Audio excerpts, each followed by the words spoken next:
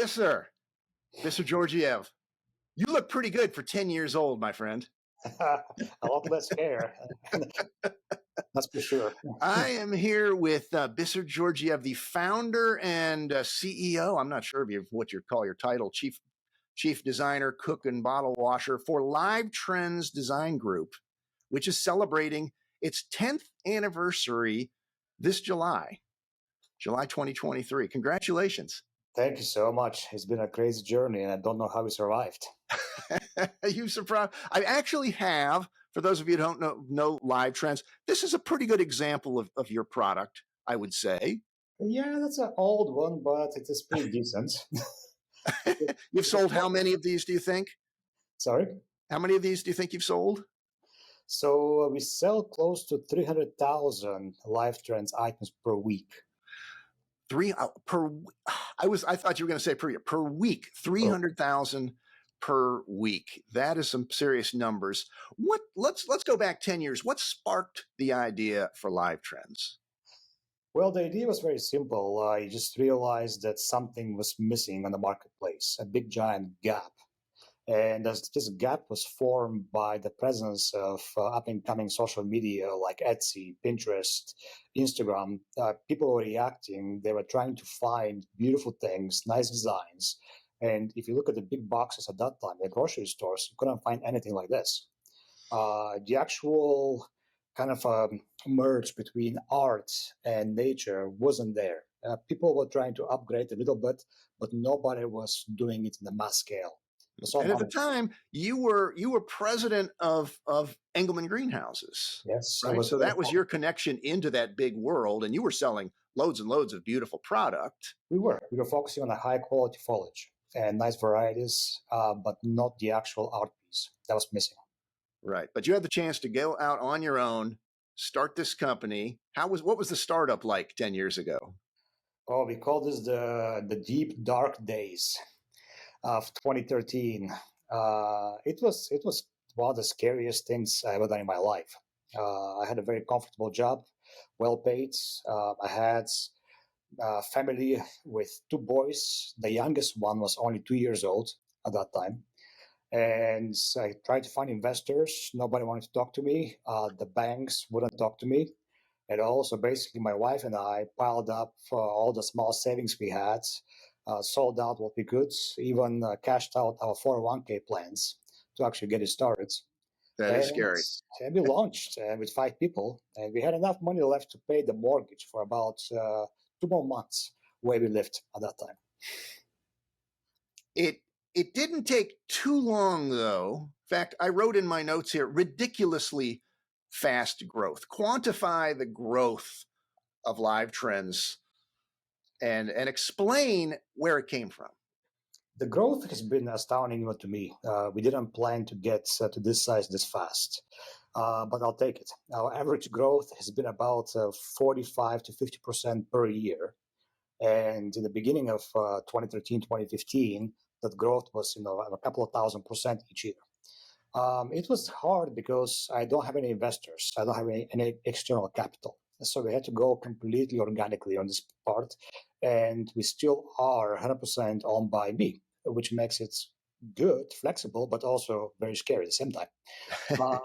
So the way we did it was based on culture. We didn't have the capital, but culture was one thing that I've been studying for a long time when it comes to leadership and understanding what fuels organizations. So for me, I had to focus on people, had to focus on the best possible environment for my employees to work, to have fun, to be creative, to be independent, and it was a very deliberate style of leadership. Give some examples about that and why was that so important? And still is. Culture in our industry, sorry to say, is not always the front and center of many companies. Many companies either focusing on the corporates, the innovation, of course, growing technologies, varieties, genetics, variety of things. Culture, when it comes to it, typically belongs to the high-tech sector, the Googles of the earth or the Apples or whatever it is. I wanted to compare it to them. I wanted to make it a place where I can attract young people, first of all, professional people, And currently the age in my office is about average of 28, 29. I'm definitely the oldest guy by far. So to attract this kind of people, you have to provide the environment for them to be together. So we do have a lot of happy hours every Friday. We have a lot of events outside the office. We have tournaments, we have sports, volleyball, baseball, variety of teams we create together. We run 5Ks together. We do so many things, and we encourage friendships in and out of the office. I'm proud to say that many new couples have started their journey here with us at LiveTrends. Have they really? Oh yeah, the matchmaker. So once you attract this beautiful energy, people want to come in. They want to be a part of it, and we are very careful about whom do we let in. The actual barriers to entry are very high. For us, typically it takes about 5 interviews plus shadowing before you get in. Wow, And really? a lot of testing, yeah. So the culture protection is the biggest thing. And at that time, in the early days, I found out that without the culture, we cannot go forward. Again, we had no capital. So just to make a place where we can show the world that we can do it, that we can go from nothing and kind of prove that the American dream still exists. And design in LiveTrends Design, that is the key to what you do. You're not a horticulture company. You're not a plant company. Well, it became afterwards. You and I had the conversations many times and arguments about it that I didn't want to be a grower. I wanted to be the Apple in there. Basically, be a design powerhouse, and we can outsource everything else, just like Apple does. Well, 5 years forward, I found out that my supply chain is not as good as I thought. So we had to acquire 3 companies, and we became that reluctant farmer. And we became quite good at it. So right now we operate about 60 acres of indoor greenhouses. We produce a lot of unique varieties ourselves. Yeah, one of them is Urban Jungle, which is really your houseplant company, traditional houseplant with a more modern LiveTrends twist to it. Mm-hmm. Yeah, so we acquired the company Mondora about 5 years ago, and that became our first 20 acres of production. The brand Urban Jungle was created, and yes, it's all about mindful living, just a beautiful house plants with a calming kind of a mentality-oriented designs. Yeah. So we have the LiveTrends brand, which is more about design, the Urban Jungle, which is all about mindful living and kind of calming, and the newest brand is called BU. And BU is that kind of a more crazy, a bit more tchotchke, more celebration of self brand that we launched about 2 years ago, and it's been on fire. You say if you pick up one of the items and it makes you smile, it's probably a BU product line, right? That's the filter. Very good. That's right. And part of the rapid growth was global expansion. Not all of it successful. What happened in India? We've tried many things. The first global test was India. Because certainly after 2 or 3 years, you ought to go take over India. And they got 1 billion plus people there, right? Yeah, I got approached by 2 brothers that were in the fashion industry. They had presence in so many different malls, and they wanted to put LiveTrends in every shopping mall in India. We did it. We had kiosks. They hired about 800 employees in less than 6 months. And we launched it. It was beautiful, except one thing, and that is a supply chain for live plants. We did not hard to find Tillandsia in India. No, apparently you can't even import. So the supply chain was broken. We actually built the very first greenhouse in the middle of Mumbai with the LiveTrends on the top and an armed guard in the front. And it was too small. Basically, we couldn't find supply for live goods. And we had to shut down after a year and a half.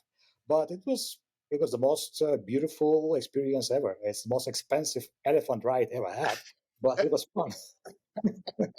Well, and you've been at, you have LiveTrends Europe now, which I assume is much more successful than India was. Yeah, we launched LiveTrends Europe 2 years ago, and it's been a lot better experience. We have great partners there. My partners in Europe run the show without me being there. They utilize the same exact branding as we have here. They utilize our design work and marketing. And right now they are in just about every large chain in EU and the UK. Okay. Is that part of the 300,000 units a week? Nope, that's separate. No, that's separate. How many units are they doing over there? They're still smallish. They only have about 50 employees. To be honest with you, I cannot give you a straight end number on how many they do, but they are growing faster than here. So I'm looking forward to see what's going to be the size of the company within 3 years. Yeah. You've test marketed in interesting places. You had a kiosk at Disney for a little while. Yeah, that was another little test that didn't work so well.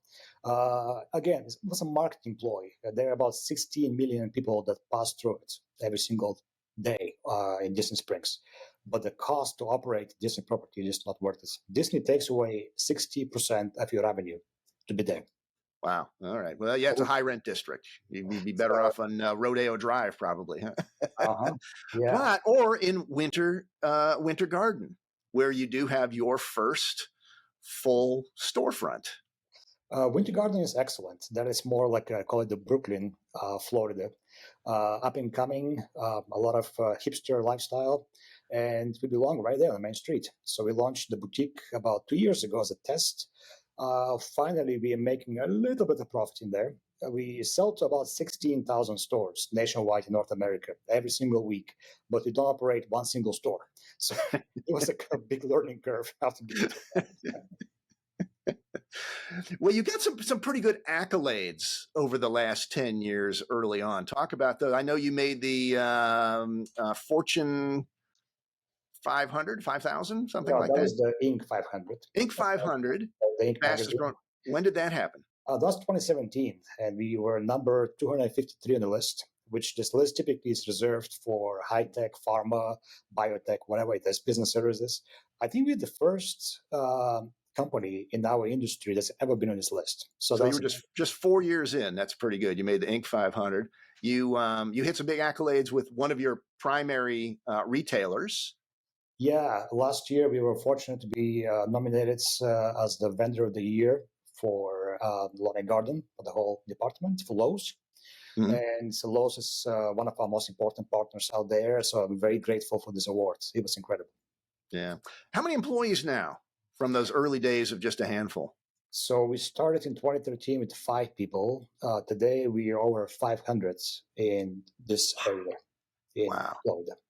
Yeah. Yeah. So what's next on the drawing board? You got a lot of drawing boards or computers, I guess. What's next for LiveTrends, Bisser? So we're going to continue on the foundations we have built. Independence. We are not looking to sell or to find external capital. We like to move fast. So that flexibility and speed of decision making is very important to us.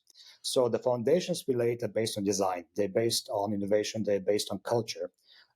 These rails are going to continue forward for us. But we're going to add on a lot of interesting things.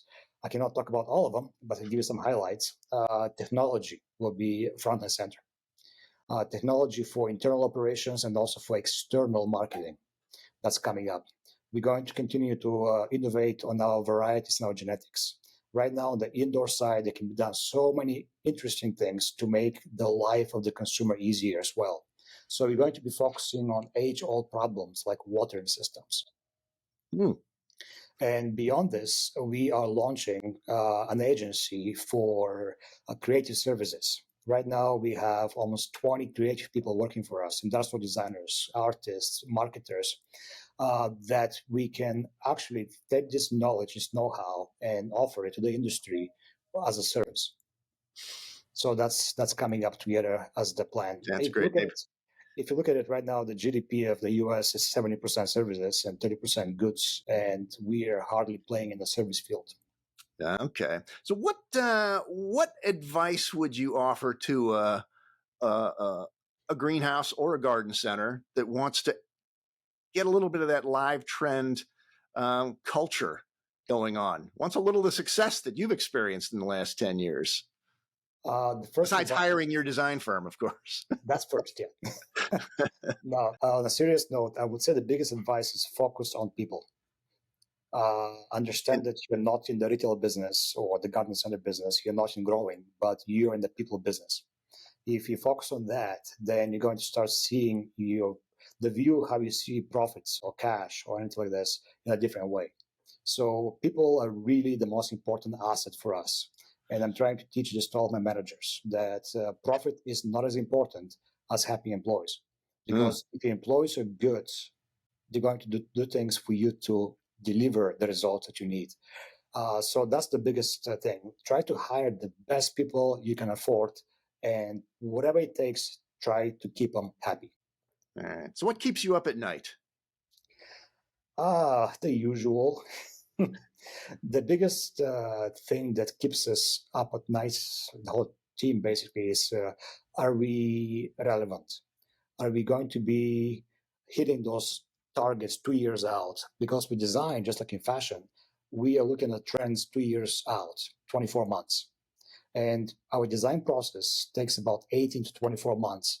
And very often we hope and pray that our trend research is really accurate, because whatever we launch today is in the marketplace in 2 years. And it's a long time. So the question is, are we going to hit that mark? Are we relevant enough? Yeah. And you've told me many times how many designs you look at and discard, what percentage actually make it through to a finished product, and then how long do those designs stay in your portfolio before they come one of the old ones like this? So we design close to 1,000 articles a year right now. And out of the 1,000 products, about maybe one half make it to the marketplace after extensive research. We have a variety of circles for approval. We have a Shark Tank methods that our designers pitch to the executive team, what is good, what is bad. And so about one half of designs make it to the marketplace. And then afterwards, well, that's still a big number. That's still 500 new products. They are. And then we intentionally kill 80% of those 500 each year to make space for new ones. Right. That's the only way to stay relevant and current. And that's the only way to be ahead of the competition, because we cannot protect our designs. They can copy us right after. But if you make new ones every year, good luck. Yeah. There have been some copycats out there. They are, but honestly, it's more of a compliment when I see something being copied. Again, for us, we used to worry about copying a lot in the early days. And now with our current systems, we welcome it. I'd like to be a partner with our competition instead of competing head-to-head for nothing. Our industry is small, and I believe it's made of some really good people. And I don't see them as competitors. I see them more like potential partners, potential collaborators. Yeah. Now, somebody wants to know more about LiveTrends. They can go to your website and see all your products and videos and things. It's livetrends.com. Is that correct? LiveTrends.com. And that site is under construction a little bit, so don't go too deep. All right. If you happen to be in Apopka, Florida, drop in. I bet Bisser would give you some kind of a tour. I've got to do that. It's been a little while since I've been there. Yeah, we have an interesting setup. We have a big campus here, the main office. It's about 25 acres, and it's a warehouse. It's about 300,000 square feet. And we function more of a manufacturing/design house at this location. Yeah. And then also we have big showrooms, and now we have a new innovation lab, which we launched only 3 months ago. So come and see us. Yeah. And one of the best places to see all the LiveTrends products, the newest ones, is at TPIE in January in Fort Lauderdale. Well, and every year at TPIE in January, you always have a really big display. Tends to win a lot of booth awards. I can't help but notice that. So, Bisser, 10 years. Congratulations. Thanks so much, Chris. And I can't wait. I can't even imagine what the next 10 will bring, but I hope it's just as successful for you. So thanks for the time and good luck in the future. Thanks so much, Chris. Appreciate it.